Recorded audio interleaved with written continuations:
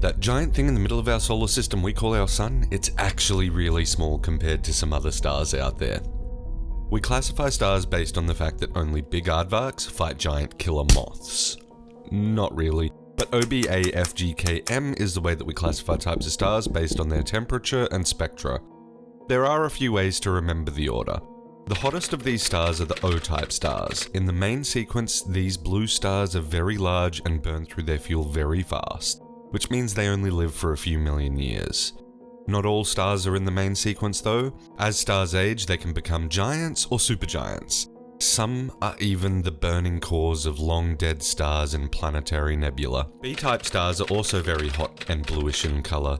These are similar to OType stars, but are different enough in their spectra to separate them. The Pleiades is an open star cluster of main sequence and giant BType stars. The main sequence BType stars also run out of fuel quickly, generally after around 100 million years. While not as hot or large in the main sequence, AType stars don't burn through their fuel as fast and can live up to around 1 billion years. The brightest star in the night sky, Sirius, is actually a binary star system of a main sequence AType star, Sirius A, and a white dwarf B-type star, Sirius B. F-type stars are a little hotter than our sun and is where stars look a little yellow. They have a decent life of around 5 billion years in the main sequence.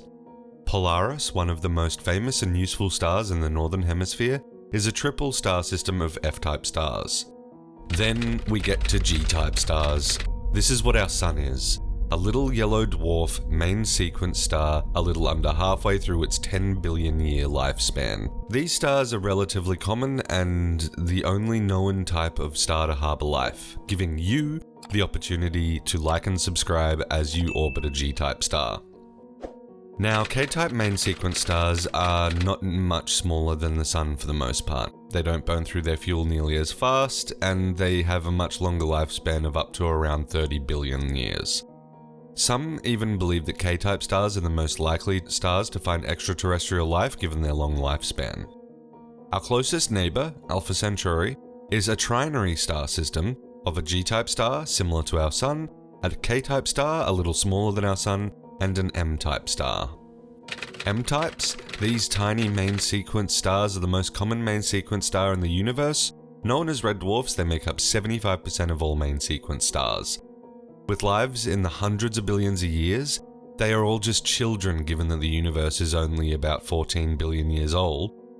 On the flip side though, if an M-type star isn't a main sequence star, they are some of the most giant of stars. Supergiants and hypergiants are commonly M-type stars, such as Antares.